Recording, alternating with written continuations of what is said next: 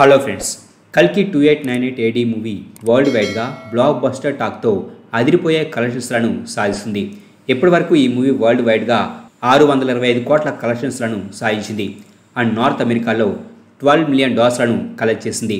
చూస్తుంటే నార్త్ అమెరికాలో లాంగ్ రన్లో $22 మిలియన్తో యూఎస్ఏలో హైయెస్ట్ కలెక్షన్ సాధించిన ఇండియన్ మూవీగా నిలిచిన బాహుబలి 2 మూవీ రికార్డ్ని కూడా ఈ మూవీ క్రాస్ చేసేటట్టుగా కనిపిస్తుంది. అలాగే ఈ మూవీ సెకండ్ పార్ట్ ఎప్పుడెప్పుడు వస్తుందా అని అందరూ కూడా ఎదురు చూస్తున్నారు. అయితే ఈ మూవీ నెక్స్ట్ ఇయర్లోనే వచ్చే అవకాశాలు కనిపిస్తున్నాయి.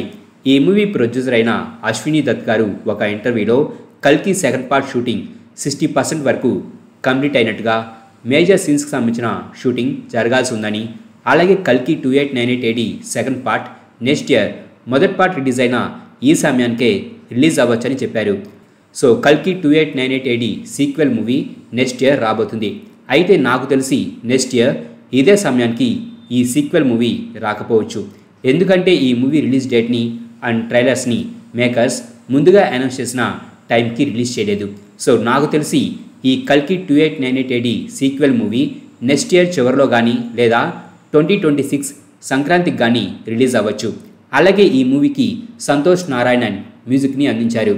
అయితే ఈ మూవీ సీక్వెల్కి ఎంఎం కీరవాణి గారిని మ్యూజిక్ డైరెక్టర్గా తీసుకోవాలని మేకర్స్ భావిస్తున్నట్టు రూమర్ వినిపిస్తుంది. అలాగే ఈ కల్కి 2898 AD మూవీ ఎండింగ్లో భైరవానే కర్ణుడని రివీల్ చేస్తారు. అయితే కర్ణుడు అశ్వత్థామిక్ లాగా ఇమ్మోర్టల్ కాదు. మన హిందూ పురాణాల ప్రకారం ఇప్పటికీ ప్రాణాలతో ఉన్న 7 చిరంజీవులు వచ్చేసి అశ్వత్థామ, పరశురాముడు, వేదవ్యాసుడు, విభీషణుడు, కృపాచార్యుడు, మహాబలి అండ్ హనుమంతుడు. కురుక్షేత్ర యుద్ధంలో అర్జునుడు కర్ణుణ్ణి చంపుతాడు. సో ఇక్కడ కర్ణుడే భైరవగా మళ్ళీ జన్మిస్తాడు. అయితే భైరవకి అతను కర్ణ అనే విషయం తెలీదు. కానీ ఎప్పుడైతే తన గత జన్మకి చెందిన విజయధనస్సు అతని చేతిలో పడిందో అప్పుడు అతనిలో ఉన్న కర్ణుడి కాన్షియస్నెస్ బయటకు వస్తుంది. కానీ మూవీలోని ఇంటర్వెల్ సీన్లో కూడా అతను ఒక సెకండ్ కర్ణుడిగా మారతాడు. ఇంటర్వెల్ సీన్లో ఒక రాక్ తన మీద పడబోతున్నప్పుడు అతను ఒక్క చేత్తో దానిని పట్టుకొని ఆపుతాడు. ఆ సీన్తో భైరవ సామాన్యుడు కాదని చూపిస్తారు. మూవీ ఎండింగ్లో భైరవ తిరిగి మళ్ళీ స్పృహలోకి వచ్చినప్పుడు ఎలా అయితే రియాక్ట్ అవుతాడో మూవీలోని ఇంటర్వెల్ సీన్లో కూడా అలానే రియాక్ట్ అవుతాడు. సో మూవీలో ఈ 2 చోట్ల మాత్రమే కర్ణుడి కాన్షియస్నెస్ బయటకు వచ్చినట్టు మనకు చూపించిన భైరవ లైఫ్లో తనకు తెలియకుండా ఇలా అతను కర్ణుడిగా మారడం పలుసార్లు జరిగి ఉండవచ్చు. అలాగే మూవీలో భైరవనే కర్ణ అని మనకు మొదటి నుంచి కూడా కొన్ని హింట్స్ని ఇచ్చారు. Bhairava flashback story same కర్ణాకి లాగానే ఉంటుంది. అలాగే భైరవ క్యారెక్టర్ ఆర్మర్తో కనిపిస్తాడు. అది చూడడానికి తన స్కిన్కి అటాచ్ అయి ఉన్నట్టు, అలాగే దాని మీద మజిల్ ప్యాటర్న్ కూడా ఉంటుంది.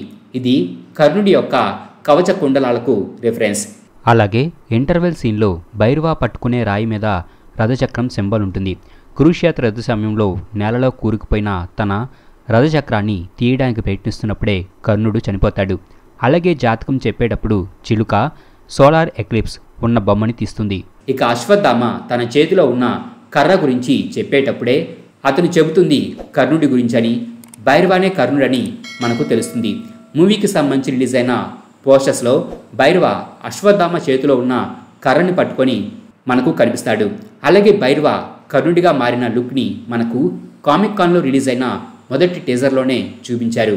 ఆ టీజర్లో భైరవ ఆ కర్రని పట్టుకున్న తర్వాత భైరవ ఇచ్చే లుక్ సేమ్ అతను కర్ణుడిగా మారిన తర్వాత కూడా ఇలానే కనిపిస్తాడు. అలాగే మూవీలో కర్ణుడు యూజ్ చేసే విజయధనస్సు గురించి చాలా గొప్పగా చూపించారు. అయితే కర్ణుడిని ఎవ్వరు కూడా చంపకుండా చేసే పవర్ఫుల్ ఆర్మర్ కూడా తన దగ్గర ఉంది. అవే అతని కవచ కుండలాలు. కురుక్షేత్ర యుద్ధంలో కర్ణుడు చనిపోవడానికి చాలా కారణాలున్నాయి.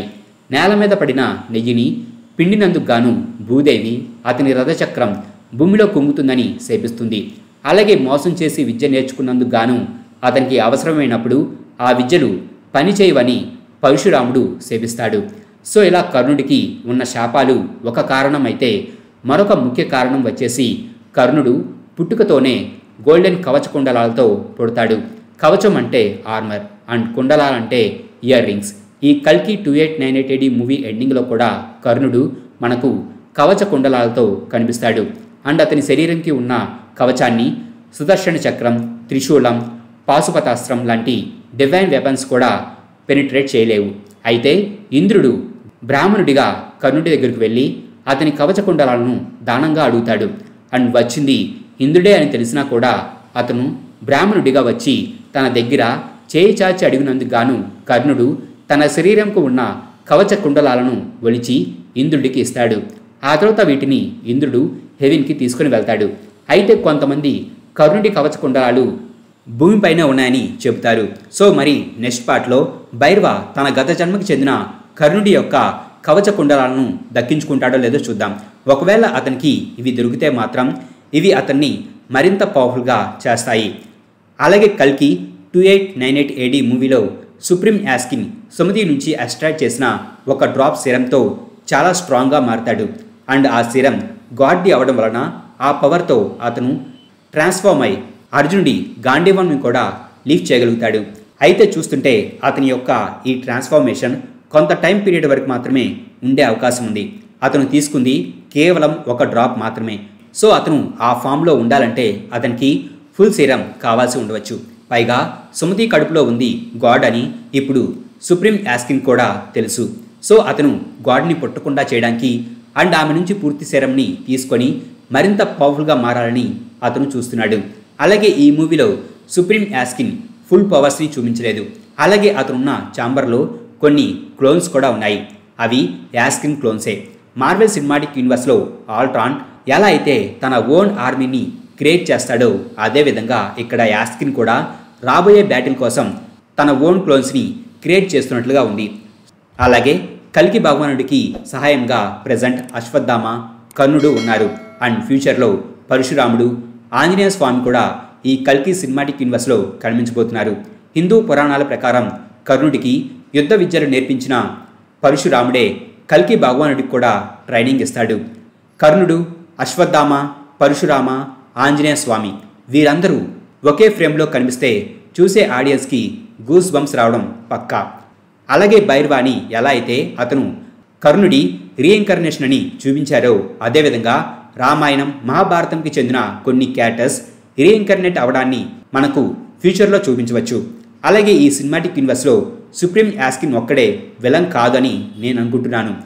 మరికొంతమంది పవర్ఫుల్ విలన్స్ని కూడా రాబోయే మూవీస్లో మనకు పరిచయం చేయవచ్చు. మా ఈ వీడియో మీకు నచ్చినట్లయితే ప్లీజ్ లైక్ చేయండి, షేర్ చేయండి. మా ఛానల్ని మీరు ఇంకా సబ్స్క్రైబ్ చేసుకున్నట్లయితే ప్లీజ్ మా ఛానల్ని సబ్స్క్రైబ్ చేసుకోండి. అలాగే మా వీడియోస్ నోటిఫికేషన్ రూపంలో మీకు ఎప్పటికప్పుడు అప్డేట్స్గా రావాలంటే పక్కనున్న బెల్ ఐకాన్ క్లిక్ చేయండి.